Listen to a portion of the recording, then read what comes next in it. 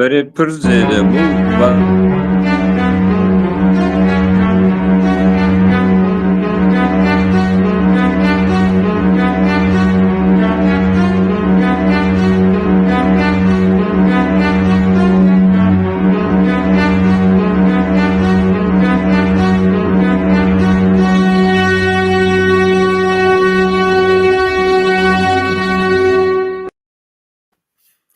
دما خوش تماشاوان هجا و این بخیر هاتنه برنامه آمه دست بگا برنامه خوش جاره که دیسا دمه که خوش تندرسیه که باش وراد خوازم از باورم که دوه و میگه مهوان خواه هجا را می ایرو برنامه که نو بالکش و جوارا پیشکش بکن برنامه من ناوه به آنالیز کردن مجار روزانه و امی دیسا ایرو جبو گل کرد باکورا کردستان آلترناتیو که پیوست آنها امی سر به باقون آرمان جوی برنامه اوه که باکورا کردستان راستی خیانت و که مزن والا یک سیاسی وره چاره سر کردن آنها دوی هم سروان باقون جبر به یکی هم مجارد روشنبیر و اکادمیسیان کرد برنامه جور بجور دا نقاش بکن که حول بده که چاره سری که ببینن آنها میوان ما هجا و سیاستمدار و نویسکار کرد فواد اوزن به رامان خواه گرانبها داده قالا مجاره بکن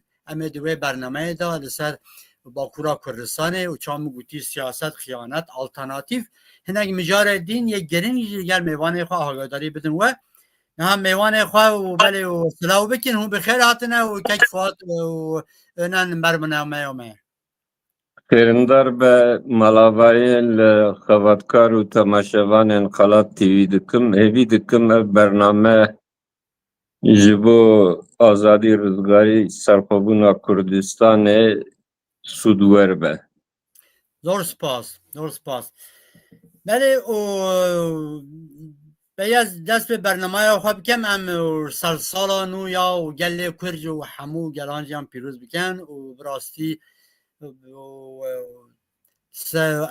سال و همه تماشاوان آنجی که پیروز بکن بلا سالا نو رومت بینه کردستان یکیتی بینه گل کرد و آزادی بینه و پیشروجه و سر سال هیچ خواهد داشته که بیجنه که فواد یعنی هیوی دکم که هم دیسا نبین اول دیسا سالک امیجار بیجم برا سالک نویه سالانو هیوی دکم که سرخوازن کردستان بهترین لساحه سیاست خویا ببن لهر چار پارچه کردستانه و جر کردستانی رکی جره شادی بختواری دخوازم زور سپاس بله هم هیوی دیکن راسته بله و هم بحث بچه برنامه خوابی کن براسیل جهانی و رجاتا ناوین دا و گوهرتن و پیشکتن و پر بلیس شد بین هر رو هم ایوار درازین صبح جو رادمن پر گوهرتن مازن شد بین یعنی نوکو بره ایرو و گله و کرد دوی هم آماده بین که وان پیشکتن آنجبو برجواندی این خواهی نتوی و دموکراتیک بگوهرین و فایده وی ببیدن آماده بون ته واته که رخصن بونه بر رخصن جبو رخصنه دوی هم رخصنه که خورد هزا که خورد براستی و جی آوا بکن نه شما گل کر باکورا کردستان ایرو حوجهی هزا که آلترناتیفه جبر کو داویا شر سهنایی یعنی لهوگرتی آدی پککی دولت دا زیدتری 40 سالن ته مشاندن کردستان ویران بویه و او ویرانی و هیچ بردوام جید کتن جد داماز راندن و کمار ترکیه و حتی نها باکورا کردستان و براستی کرد برخواه دادن و تکوشینن که دیجی دولتا ترک بو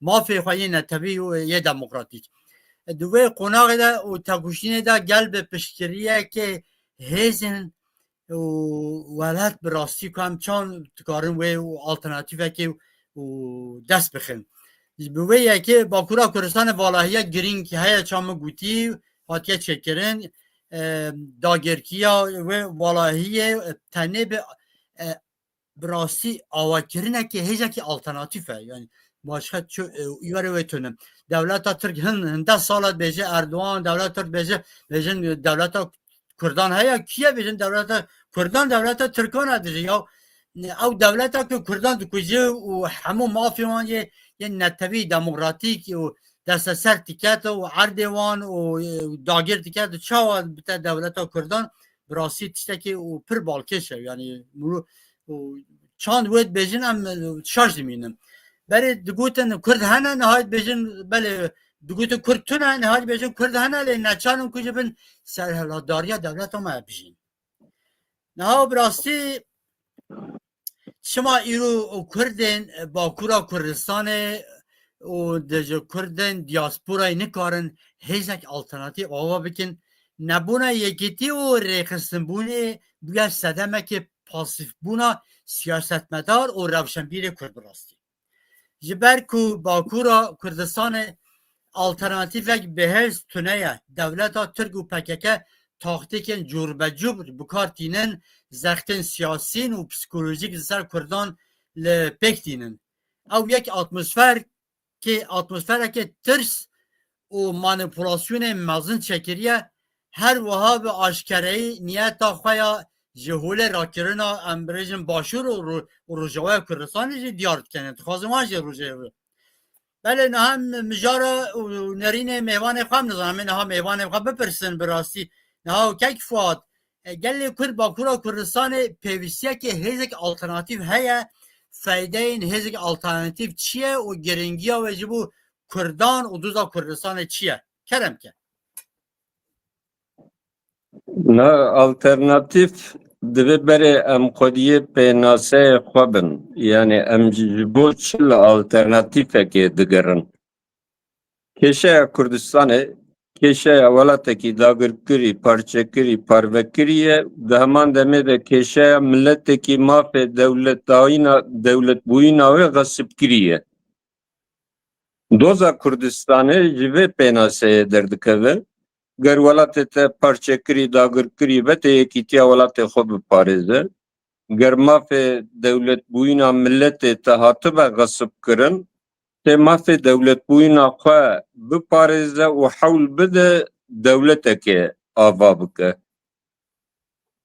alternatif بو وان هدفنا لازمن yani beri ku em dakevin siyaseta navxweyî û partiye heyî ji bona çi rêxistinik nuh lazim e berê divê em fam bikin alternatîfa me li dijî dewletên dagirker yekîtî û serxwebûna Kurdistanê ye rêxistin bo vê hedefê pêwîstin yani hebûna rêxistina bi armancê wan watedar dibî eger tu li welatekî vî rengî be divê tu yekîtî û serxwebûna welatê xwe derxe pêş ev alternatîfa siyasî ye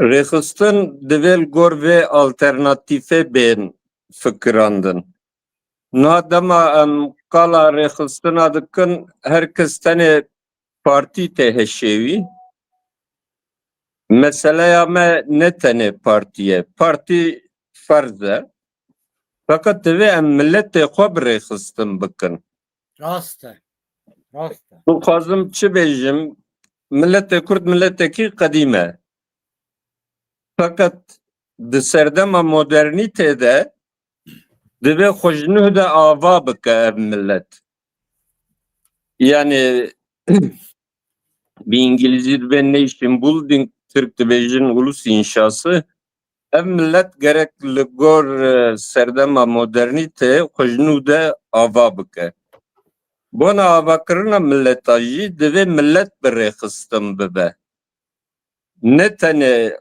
kadro bên bahevdû partiyakê ava bikin û hedefê siyasî deynin berxwe divê millet bi xwe bê bi rêxistin kirin li ser nimûneyekê ez ê qal bikim Komara Tirkiye wexta nû hat damezrandin sê dezgehê nû ava kirin yek ji dezgeha dîrokê ya Tirkan yek ji dezgeha zimên a Tirkan asisya jî dezgeha erdnîgariyê dezgeha coğrafya a Tirkan سه دزگه نو آوا کرن.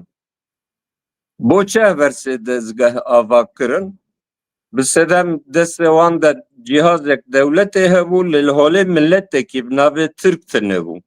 راسته بونا ملت کی جنوه دشخوره آوا بکن وان دزانی بو که آوا کرنا ملت آده دیروک زمان و اردنیگاری سه قالن اساسی نه جبر و سه دزگه bir rengi آوا کرن. ev her sê dezgeh û temama dam û dezgehê sîstema serweriya Tirka sîstem û dezgehê jenosîdal in. Yani dezgehê wanê dîrokê dezgehê dîroka Tirkan çi kar kir? Ev erdnîgarî giş got ji kal û bela de em xwediyê vê erdnîgariyê bankak binave etiyek binave Sumera vekir govana peşiye mene bisedeb li ser ve axe bêkok bûn ji xwarel koka geriyan. Zimanekî Tirkiya Rojava ji nuh de ava kirin. Dema ziman ava kirin ji xwara di heman demê de xwestin zimanê Kurdî ji holê rakin. Dema ji xwara dîroka fermî nivîsandin di heman demê de xwestin dîroka Kurdistanê ji holê rakin.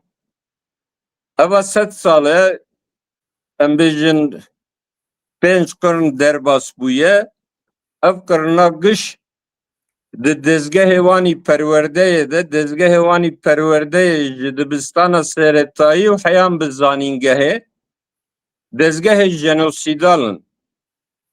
Di van dezgehna de ji 6 saliya me de dest pê dikin hewl didin rastiya welat û milletê me ji holê rakin. بله راسته Dezgehê wanî coğrafya çêrkir sala 1941 de Kongra Erdnîgariyê li darxistin navê Kurdistanê kirin Anatolya Rojhelat û Anatolya Rojhelata Başûr. Heyan bi sala 1941 navê Kurdistanê di nivîsînê fermî de Rojhelatê Ferit û Meletî bû. Çelûyekê pêve gotin na vaya bi Tirkî işte Doğu Anadolu, Güneydoğu Anadolu'yê. Heman tiştî hücum dikin. Yani dixwazin rastiya welat û milletê Kurda ji holê rakin. Mesela divê em dezgehê alternatîf yê vî rengî ava bikin. Yani gelek dîroknasê me, dîroknivîsê me hene li dezgehek me dîrokzanî ya Kurdistanê tune ye. Gelek zimanzanê me işte mamosteyê zimanê Kurdî hene li dezgehek me neteweyî a zimanê Kurdî çi Kirmancî çi Kürtkî li holê tune ye. Erdnîgariya me hîn nehatiye xêzkirin. Yani niha sînorê Kurdistanê yê başûr û başûrê biçûk ji çayê Kurmenc heya çayê Hemrînê ye. Li Rojhelatê Kurdistanê demek dirêj ew sînor hatine nîqaş kirin. Ne tenê bi ecema re bi Azeriya jî re hatiye nîqaş kirin. Bakur Rojavayê Kurdistanê qusa partiyê me qaşo rêxistinê me hene hîn me erdnîgariya xwe xêz nekiriye. Divê gundiyê me hejar bi rêxistin bin, xebatkarê me, karkirê me bi rêxistin bin. Partî tenha ku ev rêxistinê din xurt be dikane pêşengiya millet bikî. Partî serê xwe dema tenê pêşengiya partiya îdîl dû memaye. Serdema modernîteyê. Kurdistan 5 sal berê sedî heftê û pênc li gunda dijiyan aniha sedî heftê û pênc li bajaran e. Divê em vê guherînê sosyolojîk jî bigirin ber çavê xwe û mijara alternatîfê û rêxistina alternatîf em di vê çarçoveyê de bifikirin. Rêxistina ke ew pêşengî li van saziyan gişa bike divê rêxistinek çawa be. Biya min tiştek îdî divê hundir siyaseta Kurdistanî de nê nîqaş kirin. Yekîtî û serxwebûna Kurdistanê hedefa me stratejîk e. Ta em bigêjin vê hedefê jî ev stratejî nayê te guherîn. Yani li parçeyekî dikane federasyon hebe, parçeyê dine otonomî hebe, parçeyek belkî bigêje serxwebûnê. Li şoreşa Kurdistanê divê şoreşek mayînde bêfikirîn. Di hundir parçeyekî de çareseriya mayînde tune ye. û dikarim bêjim referanduma serxwebûna a di du hevda li Başûrê Kurdistanê divê sinifa me siyasetê veya referans bigire. Yani bang li millet hatiye kirin, çûnû ser sindoqa, işte ek çûnû ser sindoqa sedî nû sê gotiye ez devletik servixwe dixwazim. Belî. Bo siyaseta Kurdistanî divê referans ev be. Em werin serî ca rêxistina esasî. Na ev kêşey çawa çareser bibe. Ev doz de çawa biçe serî. Divê xalî de du tarzê siyasetê hene. Tarzek siyasetê divî bîsî salê dawîn de bi taybet li Bakur Rojavayê Kurdistanê lê li parçeyê din jî ew hene. Tarza siyaseta lihevkirinê ye. Evê ku vê siyasetê dimeşînin wer difikirin ku em rayedarên dewleta qane bikin ew ê bi hêsanî otonomî jî bide, federasyon jî bide. Ev tarza siyasetê ne pêkan ku kêşeya Kurdistanê çareser bike. Yani hûn jî niha dibînin ez gelek car li ser medya civakî wan lê rastêm siyasetmedar û rewşenbîrê me aqil didin dewleta Tirka. Divên hûn bi rojavarê têkiliyê stratejîk danenên hûn ê bixesirin. Dewleta Tirka hişê dewletê 60 salî li paş e. Ev dewlet dema siyaseta xwe birê dixe li gor vî hişê dewletê 60 salî dibîne. Ême hemen bê dewletin û hem mixabin sinifa me siyasetê dûr ji hişê dewletê.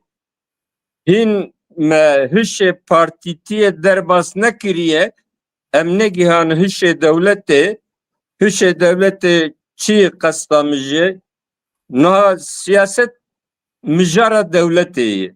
Ger civat xwedî dewlet bê, partî ji bona rêvebirina wê dewletê pêşbazî dikin, an jî him partî dibên em ê vê nîzamê birûxînin. Ger welatê te bê dewlet bê, siyaset divê dewletbûyînê ji xwe re bike armanc. Heya damezrandina dewletê jî rêxistinê vî welatî divê wek dewlet tev bigirin. Tu wek dewlet tev negerî. Hesabê te dû dirêj tune bî. Tu tenê di çarçoveya partiyê de bifikirî, doza Kurdistanê dozek giran e, bi van tarzna ev doz bi ser nakeve. Tarza siyasetê ya dudiya kabul dike ku nakokiya di navbêna Kurdistanê û dewletê dagirker de nakokiyek lehevneker e. Bi İngilizî dibên işte antagonist e, nakokiyek antagonist e. Nakokiyên antagonist bi guftûgoyan û bilhevkirinê û bi aqil dana hev çareser nabe. Divê tu dewletê dagirker mecbûr bikî. Riya mecbûrkirinê jî divê tu milletê xwe bi rêxistin bikî û hedefê dewletbûyîna xwe eşkere derxî pêş. Rast. Li rê erdê tu dewletên dagirker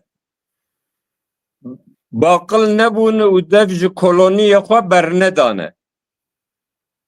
Tu dev ji ê demê berê berde Anal İspanya Katalana çıkara referandum çekirin, İspanya hücum kır. İspanya Evet. endamı yekitiye Avrupa'yı kaşo devletik demokratik Katalanya guam naxwazin. Em dixwazin cüda bibin. Hücum kırın. Ek ev referandum darxistı bunca Katalanya derxistin. Yani ev keşe ne tenel heremame. La Avrupa jî heman meseleyi. Tu dagirkera mecbur ne ki dagirker ji welatê te dernakevin. Ev micara şoreşê. Partiya esasî ya lazım jî rêxistina şoreşgeran e. Na partiyê me Bakur Rojavayê Kurdistanê kî devê xwe vedike dibên em partiyê girseyîne. Tu demê deyne alî ki tu partiya girseyî jî tune ye. Halbuki ek ew ê pêşengê li van rêxistina gişa bike, rêxistina şoreşgeran e. Tu ji min bipirsî armanca me lezgîn, wezîfe ya me ye lezgîn, avakirina rêxistinê şoreşgeran e. û li dor wê bi rêxistinkirina temama civatê ye. Bo Bakur Rojavayê Kurdistanê tişkîdin jî bêjim û biqedînim.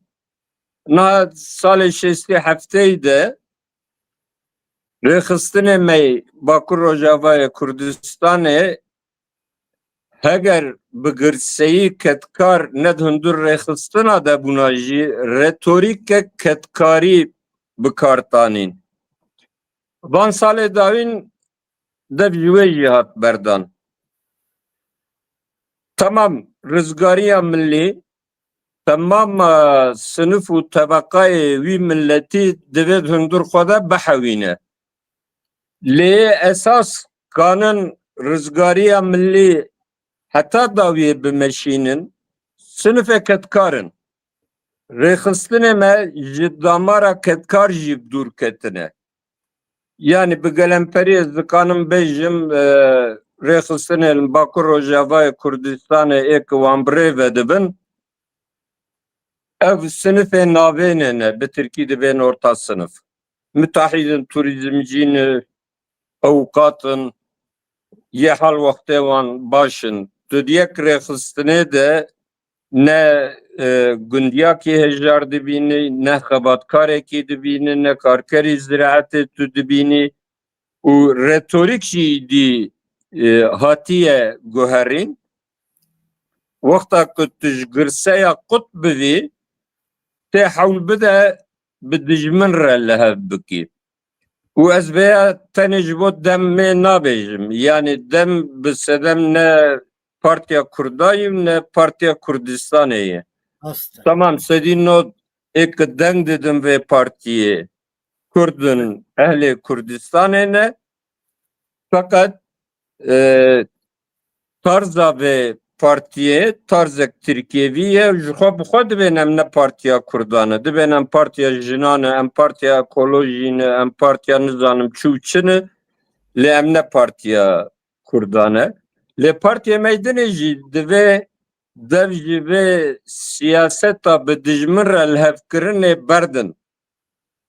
Eger bira ji gotinê xwe bawer dikin, welatê me dagirkirî, parçekirî ye û mafê dewletbûyînê ê milletê me hatiye xeştkirin, divê em hewl bidin, em ê bi kîjan rê û rêbazan dagirkerê xwe mecbûr bikin ku ji Kurdistanê bikeşitin.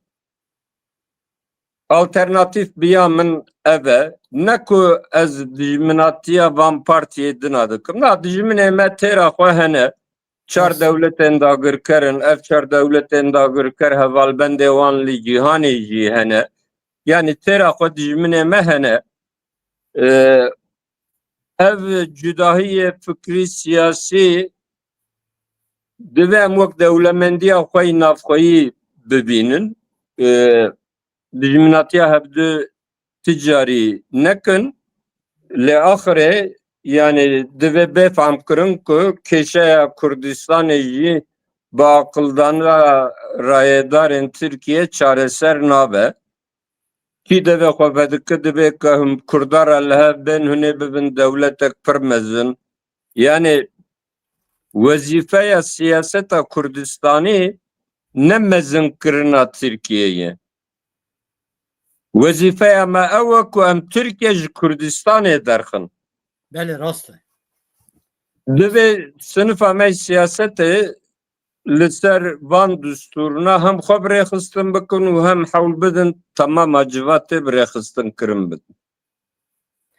بله زور سپاس کیکواد بله ناو ام چک سر مجاره که دی بسکن یعنی اوجی گردای مجارامه جبو دیتنا چارەسەریە که جبو راستی سەدەما کو کرد کردستان به قریز و روشه که او قاس آلوز ری بوره مانه دوبه و کردتاسی براستی 100 سال و بیتا بنرخاندن و اوجی که وی برنامه ده امریکانه یعنی براستی او دیسا siyasete PKK Öcalan disa 40-45 sale buri duve bete nırkandın ev siyaset medere kırser ve dağımın dinvisin yani servan murutkaret alternatif ki tıkhabata ki muruan nırkhini muni kardın brasti rastya gibinte holi balkeşe ku Öcalan embrasın hamici zanı eşkere kuş bu devlet ödedi khabetet khana vaşiredi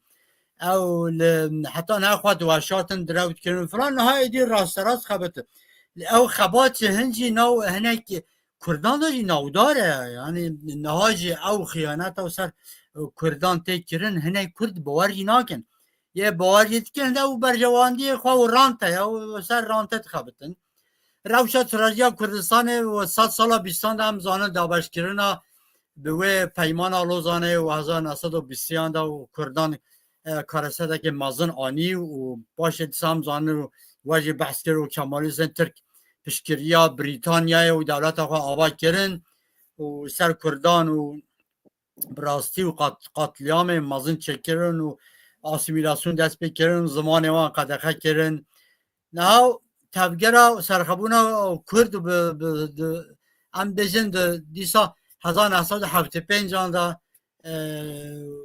Hürük amca mazın birasti pir rekhisini Kurdistan rekhisin hatın avakirin le naha hemi marjinal buna o hende şal qahule namana o hende xarat şudan partiye legal çekirne diye çıl saz edetere ki birasti PKK Öcalan rexne dikin be guman rexne lever duyan bikin rexne leser PKK Öcalan ve objektif ve objektif felsefi ancak sosyolojik ben wasa mutkale gelle kur ikna bikin tane guten anku Öcalan mu bece wala proje devlet diye tere naketin disa amejin irole bakura Kurdistan javaji guti parti hana kuji gure kanuna devleta Türk nave Kurdistani hatine damazrandın amejin minaki partiya Valat Pareze Kurdistaniya و Hak Pare و PSK'ya و fraksiyonun Parti Demokrat Kurdistaniya Bakur'na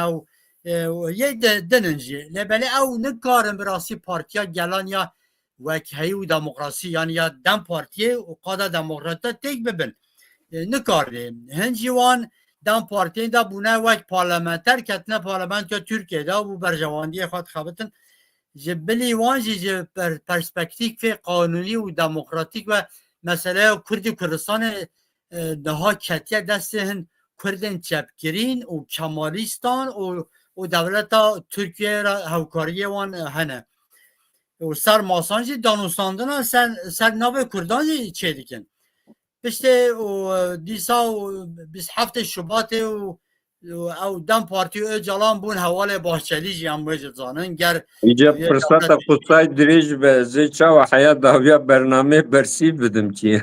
Bale ne az kulasıkim. Now takuşine ki birasti be itati sivil siyasi dikara be celebek anna o az vece nizam da hem meyvane xwe ve hejav bepirsin.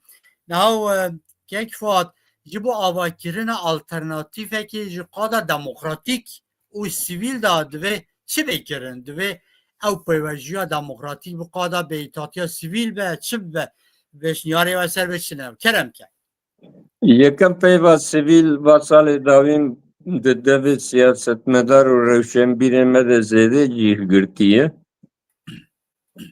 Ev peyv bo civatê xwedî dewlet derbasbar e. Bêtirîn hişmendiyê serdema modernîtê bi sedem navenda Ewropî ne, têgehê wê derê jî tînin rasterast li Kurdistanê jî kartînin. Miya min ev ne şêweyek serrast e. Civata sivîl dijberî civata fermî ye. Li Kurdistanê civata fermî dewleta dagirker e. Anha tu dewleta Tirka ji Kurdistanê temama dam û dezgehê wan derxe em giş sivîlin. Armanc û hedefa me avakirina civata fermî ye. Yani em dewletxwazin. Dewlet alava fermî ya herî bilind e. Karê ku em dikin, karê dij kolonyalîst e, karê dij jenosiyayî de. û taleba me avakirina civata fermî ye. Kengî ku li Kurdistanê jî me civatek fermî avakir, em ê wê çax bixwazin ku civata sivîl jî li Kurdistanê xurt be. Aniha tiştek em kanin bikin, civatê birêxistin bikin. Bêîtaatiya sivîl jî, yani itaat nekirdin tamam. Yani tevgerên Kurdistanî divên li gelek qadê jiyanê helwesta itaat nekirdinê pêşkêş bikin û li paş wê bisekinin. Ev ya ne sivîl e. Bisedem taleba me civata fermî ye. Niha li seha rêxistina de em bêjin sê qad hene. Yek qada legal yasayî, yek qada illegal nepenî, yek jî qada vekirî rêxistinê de facto. Yani ne legal ne illegal di orta wan her duna dene. Li siyaseta Bakur Rojavayê Kurdistanê dema em binherin, heyan bi salên nodî ne tenê rêxistinê me illegal bûn, hişmendî jî hişmendiyek illegalîst bûn. Yani tiştê seha vekirî de me dikanî bû bigota jî bi formek illegal me radigihand. Ew şaşiya wê demê bû. Di vî bîstî salê dawîn de îjar ji wê derbaşî şaşiyek dimbûn, ev jî navê wê legalizm. Niha legalîta Kurdistanê tune ye. û di legalîta Tirkiyeyê jî Kurdistan tune ye. Tamam, yani hin heval dikanin bêjin em ê ji derfetê yasayî sûd wergirin, xwe birêxistin bikin, sanim pêşandana bikin, tu îtiraza mijvana re tune ye. Lê ew ê ku çil sal berê ji xêndî illegalîtê legalîte nas nedikirin, anha îjar ji xêndî legalîtê illegalîtê nas nakin. Yani hebûna me bixwe, wexta ku em bêjin em endamê milletê Kurdin û em xelkê Kurdistanê ne, li gor legalîta Tirkiye ev ya illegal e. Yani pêgihê heyî li gor şerdê welatê xwe, li gor sosyolojiya xwe divê em bi kar bêynin. Ne ku têgihê ji bo civatê Ewropa derbasbar em bînin li ser civata xwe jî ferz bikin. Ev yek. Ya dudiya di heman demê de heyan bi salê nodî ne tenê PKK, tamama rêxistinê Bakur Rojavayê Kurdistanê şerê çekdarî diparastin. Rast. من نکر PKK kir PKK bi şerê xwe çekdarî ew potansiyela divî 6 salê dawîn de hatibû vücudê li paş xwe rêz kir. û rêxistinê me ne ku PKK rêxistinê me tasfiye kirine. Yani divê em li hember xwe jî li hember milletê xwe jî zelal û durist bipeyivin. Rêxistinê me nikanîbû bersîvê wê demê bidana rêxistina xwe xwe tasfiye kirin. Yani ji wan rêxistina a weke rêxistin ser lingama tenê PSK bû. PSK jî hûn dizanin vêya salê dawîn de navbena PSK û Haq Parê de bû du beşa. Rêxistinê me din gişa wan xwe tasfiye kiriye. Ama Sedema wê tiştekî Kurd bêjin bi rastî belê hîn rast bêjin lê PKK jî êrişê wan kir pir şorişker û pir qadr û hûn hatin kuştin zanî ew jî hebû bandora wê hebû yanî. Tamam bandora wê hebû piştî ku dest bi şerê çekdarî kir û potansiyela me gişa bera dû xwe da Belê rast. îjarê bi hebûna xwe çekdarî em giş tehdît kirin. Lê PKK nehatî tu rêxistinê me tasfiye nekiriye. Rêxistinê me rêvebirê wan sedî nodê wan derketin çûn Ewropa. Li Ewropa jî kanîbûn rêxistinê xwe bidomandina. Sedema esasî ev e birayê ezîz. Salê heftê heştê evên ku rêxistinê wê çaxê bi rê vedibirin giş ciwan bûn. Yani di hundir van rêxistina de kadroyê temenê wan ji sîyî zêdetir her di rêxistinekê de yek du duya hebûn tu nebûn. û esasen xebata me ji xebata siyasî bêtir xebatek îdeolojîk bû, xebatek kültürî bû. Nexşereyek me siyasî leşkerî li hember vê nîzama dagirker tune bû. Dema darbe çêbû me nikanîbû em bersîva vê darbeyê bidin rêxistinê me tasfiye bûn ji xwe ber. Divê em vê heqîqetê qebûl bikin. Wexta ku tu heqîqeta xwe qebûl nekî tu îjar nikanî ji niha pêve jî gavê rast bavêje. Yani rexne perze, rexne heqe û li rê erdê tu kesê di ser rexneyan re tune ye. Herkes kanin me rexne bike, em jî dikanin her kesî rexne bikin. Lê berê em rewşa ke em tê dene em bi zelalî bi duristî ji milletê xwe re bêjin. Aniha ew rêxistinê me ku heyan bi salê nodî hûn dizanin mesela aniha PSK'yê Haq Parê devê xwe vedikin dibên şerê çekdarî ji tevahî şerê çekdarî întixarê nizanim çi ye. PSK sala nod û duda de biryara şerê çekdarî dayê.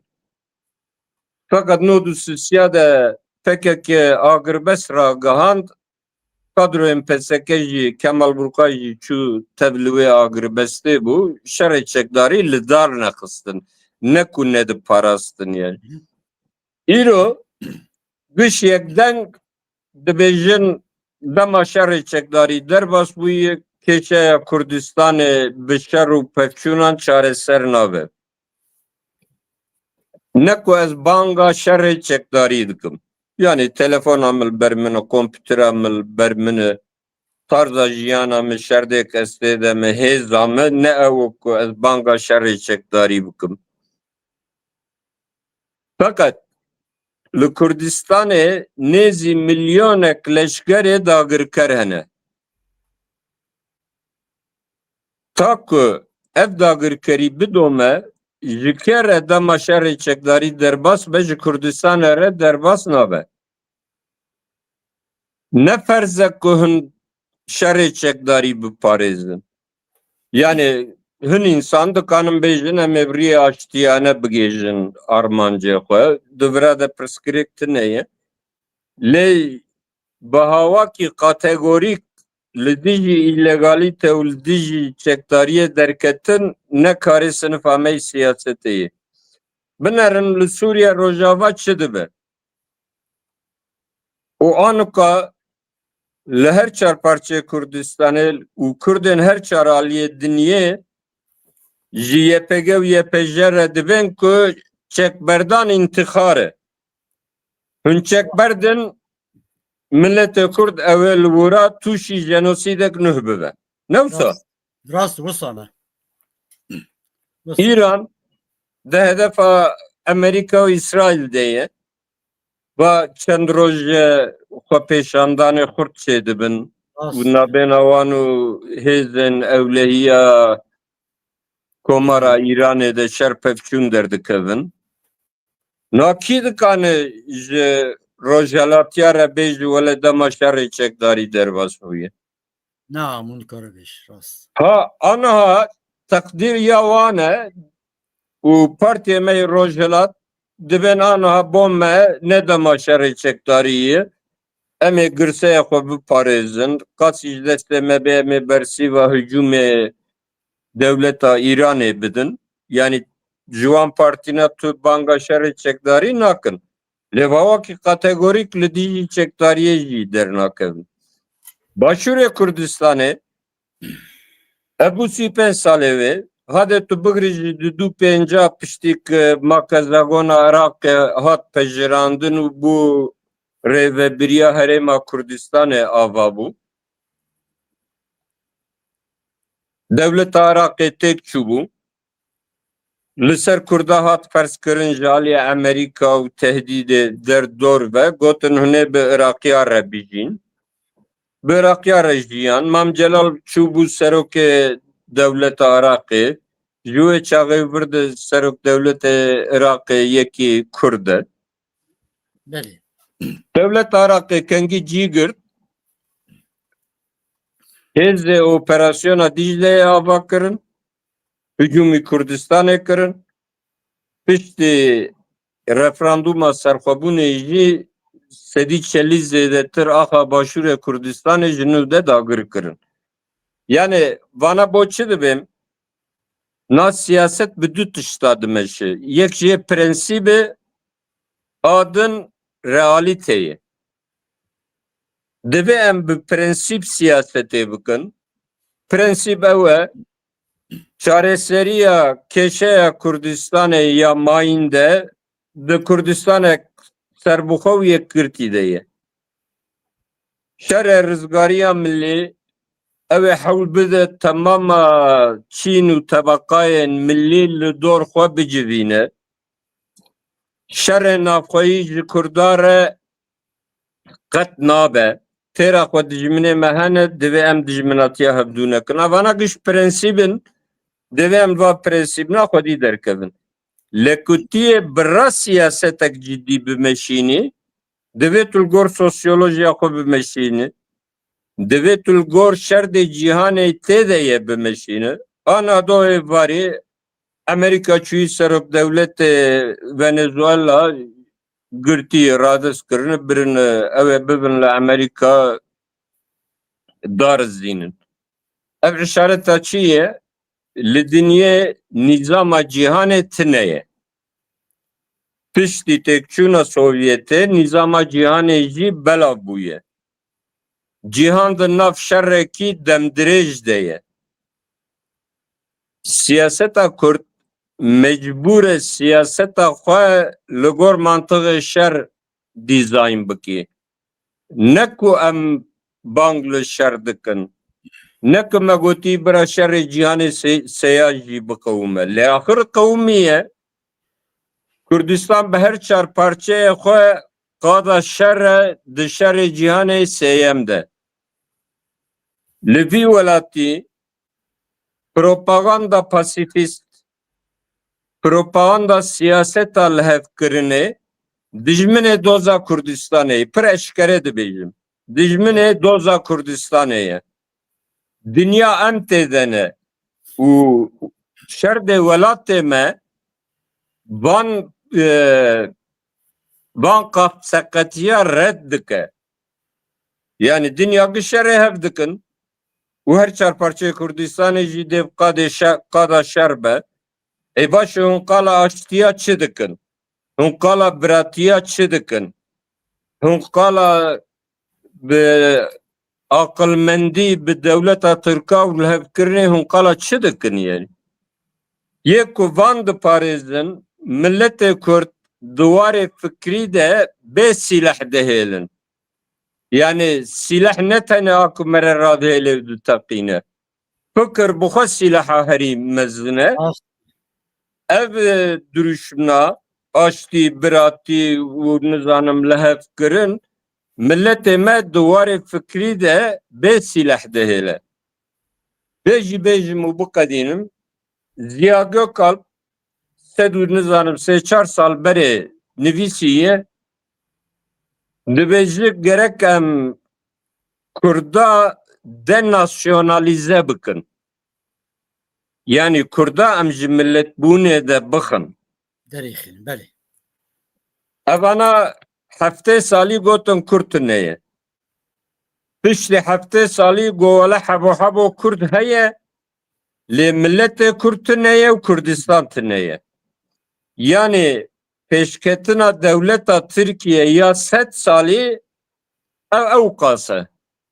Zêdenîne, Yeko belê. yeko Kurd hene lê milletê Kurd neye Kurdistan neye. O calan dibêje devleta cüda, federasyon, otonomi û kültüralizm bi sosyolojiya civaka dîrokî re neleheve. Yani hevokek beradaye li axir em fam dikin çi dibêje. Ew jî wekî Ziya Gökalp dibêje, belê. Ha, hedef denasyonalizasyona Kurdaye.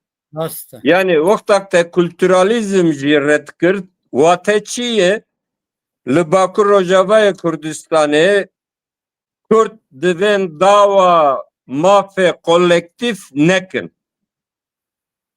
Eger dawa mafa dikin, ew ê dawa mafê taqekesî bikin. Tirkek li Edirneyê çi dikanı talep bike, Kurdek dêrka Çaymaz jî tenê dikanı wê talep bike. Mafê kolektif tu ji milletekî re qedexe bikî, tu dixwazî wî milletî ji milletbûnê derxe, yani denasyonalize bike. Az li vir biqedînim bende pirsê te bim. Now ez dixwazim daha tiştekî pirt bêjim ser aqibîna we rastî niha ew partiyê û ser navê û ew partî qanûnî sene û Kurdistanê hane avakirin. Yani me axivan me xeberdana we axivandina we ez wê servex bûm. Yani ew yani şert û mercanê legalê Bakura Kurdistanê tune yên bêjin. Tune ew ser jî nakewin. Yani ew tûcar jî kê nikarin dem partiyê û tijî dem partiyê ser bikewin. Yani we de ez wê servex bûm. Yani Niha divê em vê qebûl bikin biraya azîz.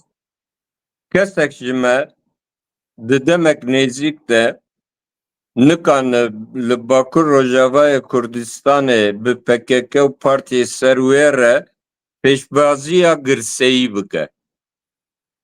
Yani girseya PKK'yê jî divê em baş fam bikin. Dijberiya me ji rayêdarê wê re ne û bi taybet ji serokê PKK'yê re ye. Tu dijberiyek me bi girseya vê tevgerê re tune ye. Heya tu dijberiya me bi şervanên vê hereketê jî ve tune ye. Dijberiya me ew ku serokê we di ser we re dixwaze milletê Kurd ji milletbûnê derxe. Partiyê ji dervî wê divê vê rastiyê bibînin. Karek em kanin bikin rêxistinê kadroyî û hewldana rêxistinê civakî ye. O ev mesela du dirêj îro heya sibê kes bi دنگدانê nikane pêşbazî bi Partiya Demêr ya HDP'ye re bike. راست Partiye hene ji xwe pêşeşek li dor demêne.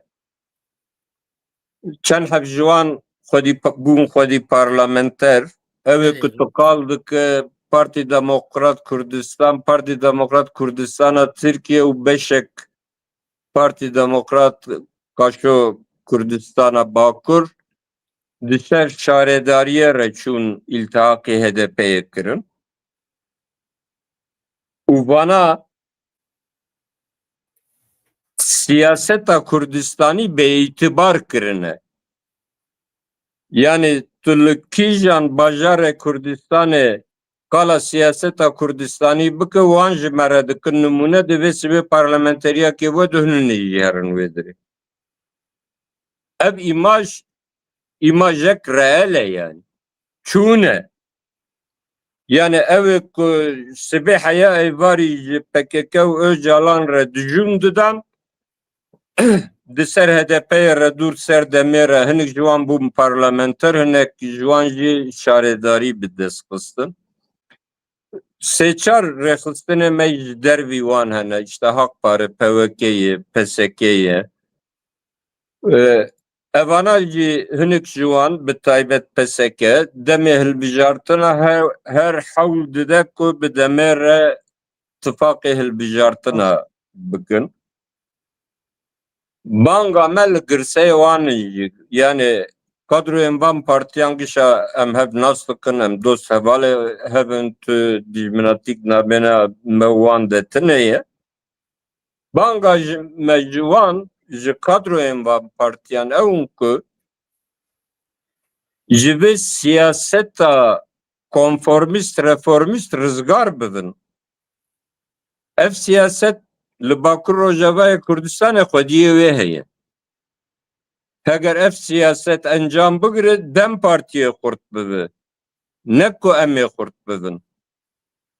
Li Kurdistanê kî teref kîjan kadro ger dixwaze birra duwarê siyasî de xurt bibe, divê şoreşa Kurdistanê biparêze û li gor rêzikê şoreşa Kurdistanê xwe birêxistin kirin, derdor xwe birêxistin kirinê ji xwe re bike armanc.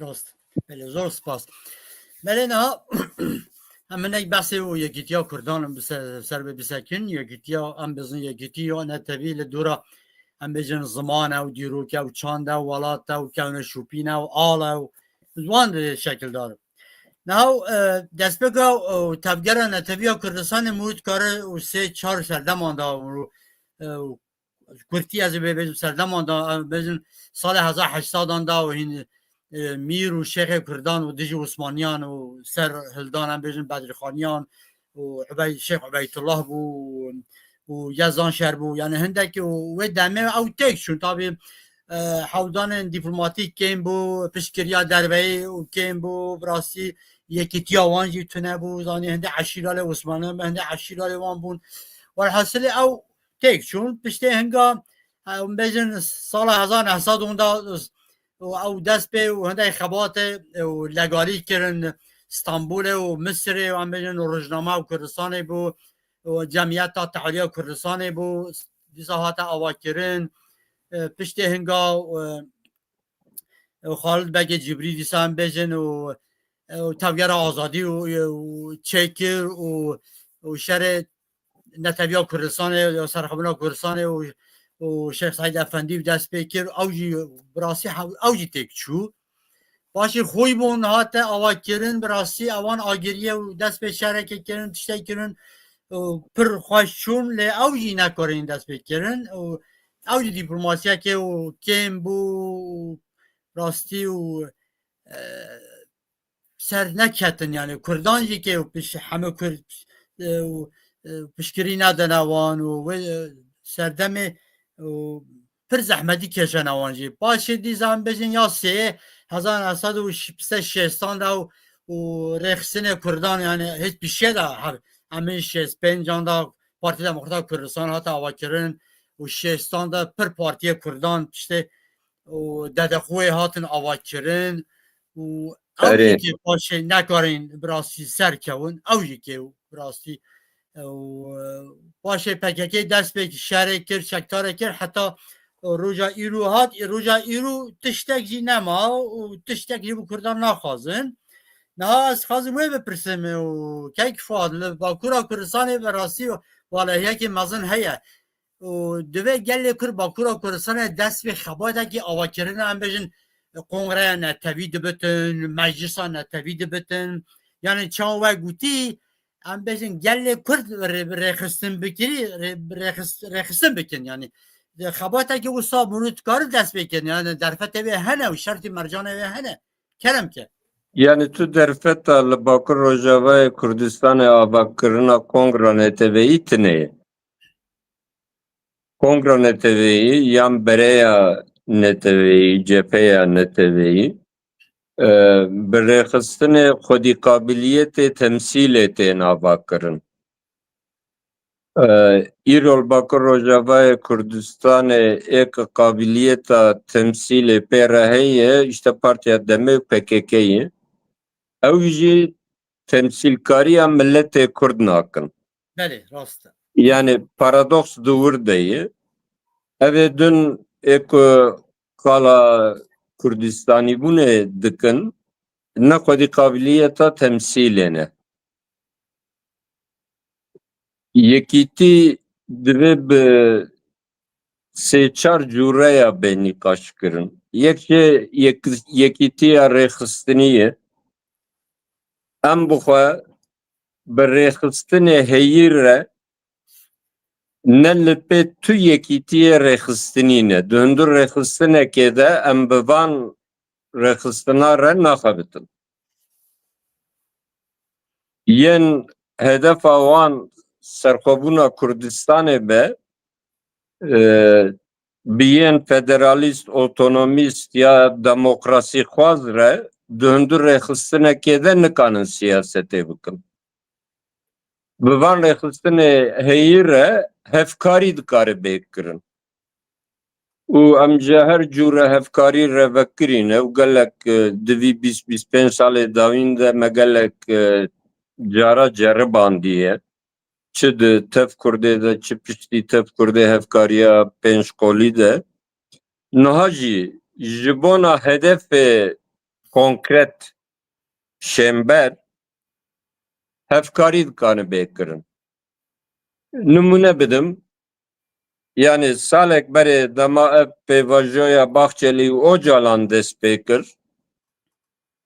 Van partî û rêxistina bi yekdengî dikanî bûn bigotina ev ne pêvajoya aştiyê û çareseriyê ye, ev hücûmek dewleta Tirkiye yan nuhe.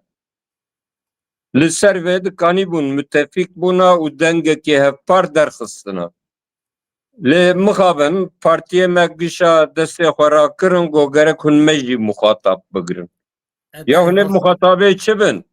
muhatap çi beyindi Ev hücumet devletê ye û ev hücuma devletê tenê ne li ser Bakur Rojavayê Kurdistanê ye. Bi taybet li ser Rojavayê Başûrê biçûkê Kurdistanê ye. Di hedefa wê de Başûr heye, di hedefa wê de Rojhilatê Kurdistanê heye. Hücumek global e li ser Kurdistanê. Tê muxatabê vê ew çi be? Fakat bi sedem ku rayedarên van partiya hişê wan li ser bi dewletê re li hevkirin û çareseriyê ye destê xwe rakirin gotin em jî bi muxatab. Heya serokê PSK û gerek em jî komisyona meclisê de bin. بله Ha niha ji vir hevkarî jî dernakeve. Fakat siber o bo zimên çalakîk hedefek konkret em dikanin bi temama grûbên Kurda re bi hevdûr re kar bikin. Yani divê em van ji hev cuda bikin. Yekîtiya rêxistinî yekîtiyek stratejîk e, yekîtiyek fikrî ye. Ev rêxistinê me heyî kî devê xwe vedike divê federalîst serxwebûnxwaz nizanim otonomîxwaz kî hebin werin hundir partî. Partî werin nabe. Parti stratejik ve heye, hedefek ve konkret heye, ligor ve hedefe hem li dinye hem li hundur velet müttefik tekini, dijmin tekini te buxazı ke be ali bike siyaset kareki vareye yani siyaset ne mijara akademik siyaset karki dineye Rast. Lü hedefek datini berxwat tu dibe ez ê dewletên dagirker ji Kurdistanê biqeşîtim. Divê tu li gor wê li müttefîka bigerî. Rêxistina te jî divê li ser asasekî be. Yani nabe tu bêjî wele otonomî jî dibe, federasyon jî dibe, dewleta serbixwe jî dibe, konfederalîzm jî dibe. Babo tamam vana kişa dibe tu çi dixwaze? Divê tu wê bêjî û li gor wê hedefê kadroya li dor xwe bicivîne. Bo vê yekê yekîtiya rêxistinî nelber me ye û em wer qenaet dikin ku çend bernameyê televizyonê dinê de jî min got sınıfa me siyasetê pîr bûye. Rayedarên van partiya temenê wan di banda 65-80 de ye. Gelek şikest xwarine. Aniha tu nikanin girseya mobilize bikin bo tevgerek şoreşger. Pêvistiya me bi ciwanan heye. Pêvistiya me bi jinên şoreşger heye. Yani ciwan û jinên şoreşger li ku bin serkeftin ya wan e. û ez her bang li jin û mêrên şoreşger dikim ê ciwan ez dibêjim werin vê sinifa siyasetê tasfiye bikin. Mala wan ava gelek ket dan, gelek zehmetî kişandin, gelek wan ketin hefsat, sürgûn bûn. Anîn heya vê der. Ji vira wê de tir ev sinifa siyasetê vî barî nikane pêş de bibe. Rêxistinê nû, hişmendiyek nû, tarza têkoşînê yan nû ji me re pêwîst e. Anna bi hişmendiya 5 sal berê ez tu êdin em werin bahevdu wele nebû em sê partî bibên bahevdu bivin partiyek ji vir rêxistinek ciddî siyasî dernakeve. û tecrübe me hene ev 25 sal ji girtina Ocalan û vir de o nizanim pêvajoya îmralî 1, pêvajoya îmralî 2, 3, 4 her pêvajoyekê de çend rêxistinê nû derketin holê. Li holê çi heye anika? Em nikanin li hember vê hücuma dewleta dagirker çar partî nikanin bên bahevdû bêjin em dijî vêyane. Ev hücumek li ser milletê me em vê pêvajoya Bahçeli û Öcalan teşhîr dikin û îdî derfet hene di hundir vê xebata teşhîrê de em dikanin xwe bi rêxistin jî bikin. Anna bi kadroyê kem bi hişmendiyê kem ev karwan nagêje armanca xwe bona wê banga me bi taybet ciwanên Kurdistanê bi taybet jinên ciwanê şoreşgerên Kurdistanê ew dikanin vî barî hilgirin û vê sinifa siyasetê tasfiye bikin. Kongra Neteweyî bu her çar parça jî tê nîqaşkirin çend herfa ser wê jî bêjim. Nal seranserê Kurdistanê gor min hesibandî zêde 100 partiyê Kurda hene. Tenê li başûrê biçûk 43-4 partî hene. Rast. Yani li başûrê biçûk her ji bo 50,000 partiyeke ye. Ev nabe. Ev ne partîtîye ye. Yani her ji bo 50,000 tu partiyeke ava bikî tu nikanî siyasetê bikî. Wek encam jî siyaset naykirin. 43 partî bi serpêreştiya Kek Mesut Barzanî konferansek li darxistin. Piştî websê me a heyeta Kurdî ava kirin. Ev nêzîkî salekê heyeta Kurdî li sehayê tune ye.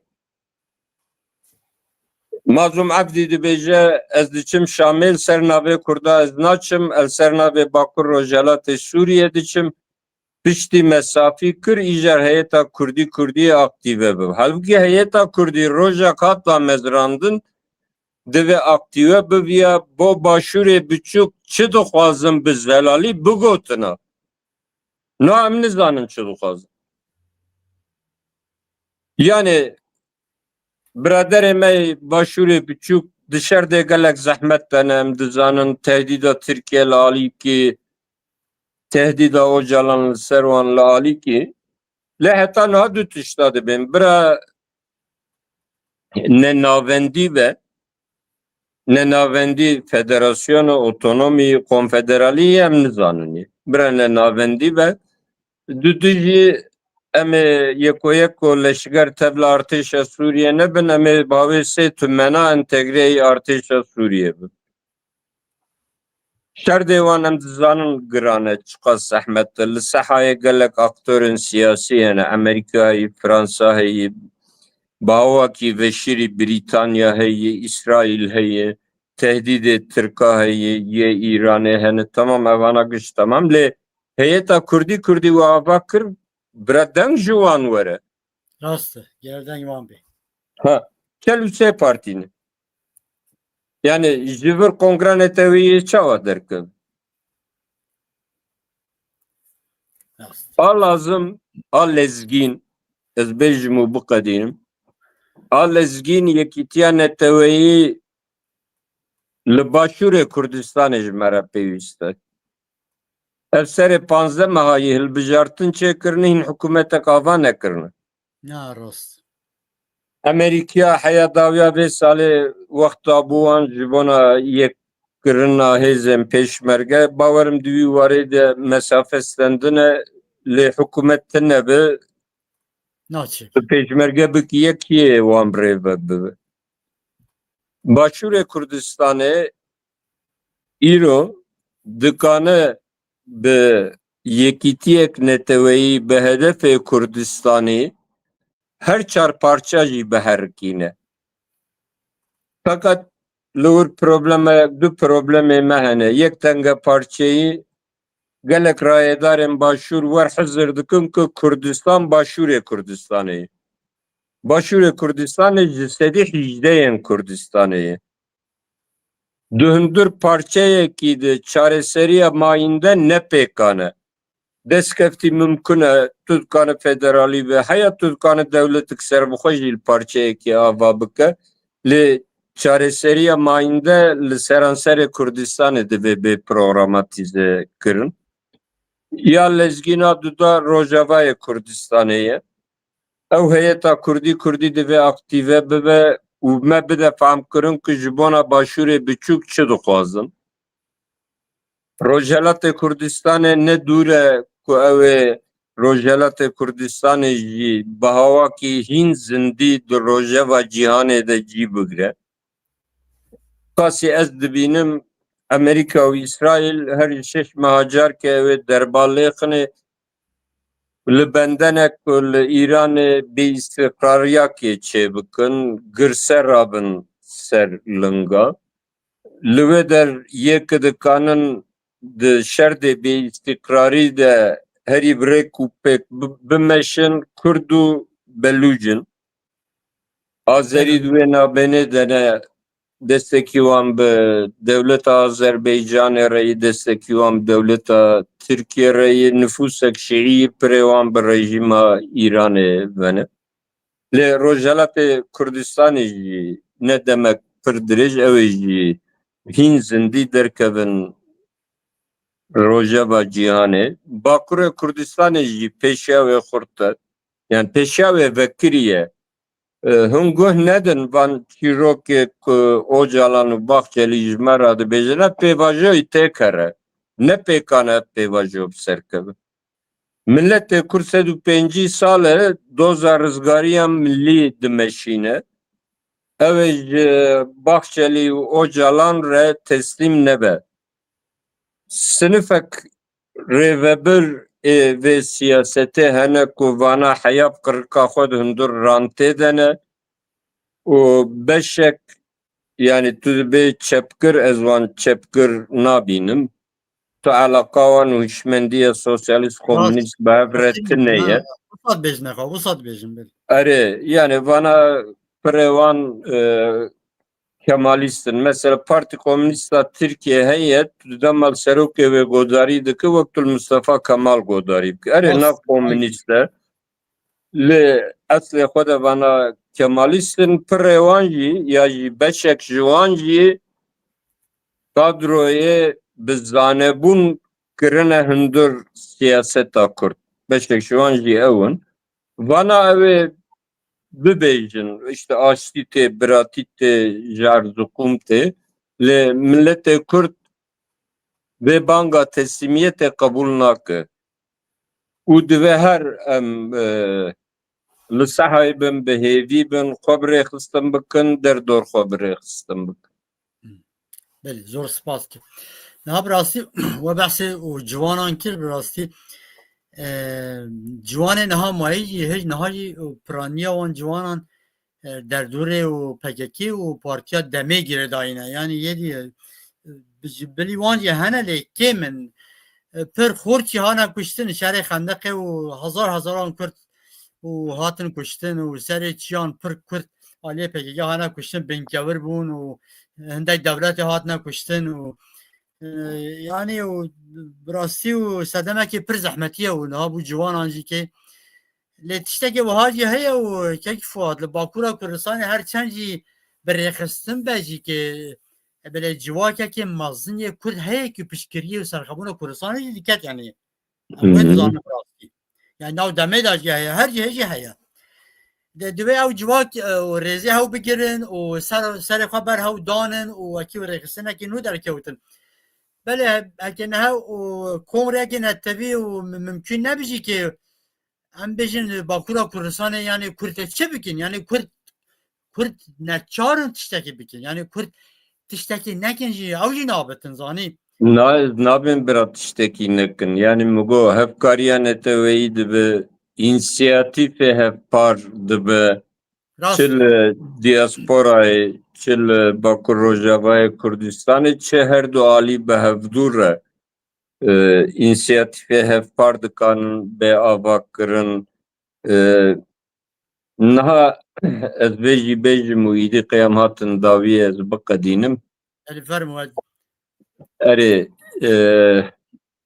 sistema serveriya Tirka sistemik jenosîdal e.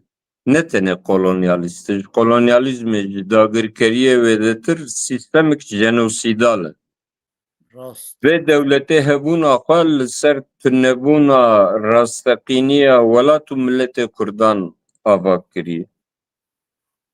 İcar her devlet lê bi taybet Komara Türkiye tenê bi amûrê şiddetê vê dagirkeriya xwe nadomîne. Yani peyva altû ser bikar bînim işte cihazê devletê yê şiddetê hene û cihazê devletê yê îdeolojîk yê fikrî hene. Devleta Tirka bi qasî ku vê şiddeta vahşiyane bikartîne ji wê bêtir şiddeta fikrî, şiddeta îdeolojîk jî bikartîne. Li hember van rewşenbîrê me, akademisyenê me dikanin inisiyatîfa ava bikin. Yani çi bêjim na li Diyarbekirê 1600 parêzerê me, ewqatê me hene. Giş endamê baroya Diyarbekir'in. Tamam endamtiya baroya Diyarbekir mecburî ji bo tu ewqatiyê bikî divê tu endamê baroyê bî. Rast. Fakat inisiyatîfeka Hukuknasê Kurdistanê ji vir dernakeviye. Kîjan hukuknasê me debê xwe vedikir ji bo Tirkiye markezagonekê pêşkêş dike. Ya hûn boçi bo Tirkiye markezagona pêşkêş dikin? Bi sedan zanîngehê wan hene, bi hezaran akademisyenê wan hene, profesörê wan hene, dîplomatê wan hene, bixwazin dikanin ji xwe markezagonekê çêkin. Karê wan e belê rast. Ajmer lazım çiye لکردستان حقوق به هفره جیانه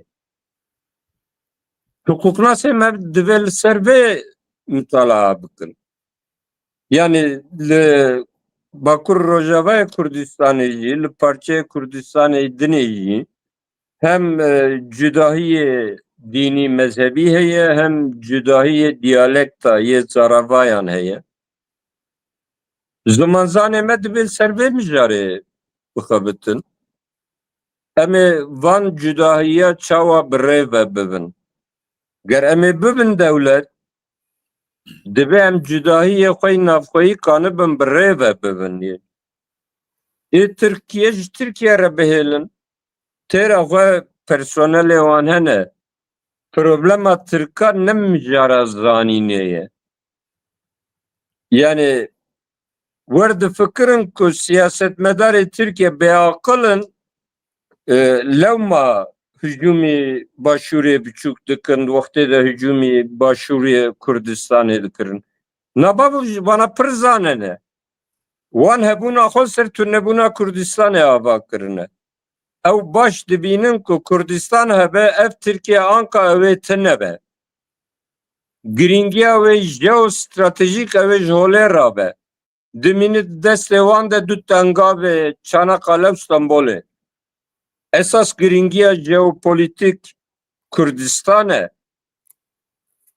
welatê navendî yê Rojhilata Nêzîk e temama riyê ticaretê ji kem de ser Kurdistanê derbas dibe çavkaniyên enerjiyê li Kurdistanê pirin riyên enerjiyê bê Kurdistan nayê pîlan kirin dewleta Tirka vê dizanir lewma hücum dikir ne ku nezanin yê têra xwe hişê wan hene erê dagirkerin lê axir nekerin yani siyasetmedar û rewşenbîrê me divê dev ji vê üsluba aqil bidin dewleta Tirka dewletên dagirker divê dev jê berdin temama qadê jiyanê de dewleta Tirkiye çalak e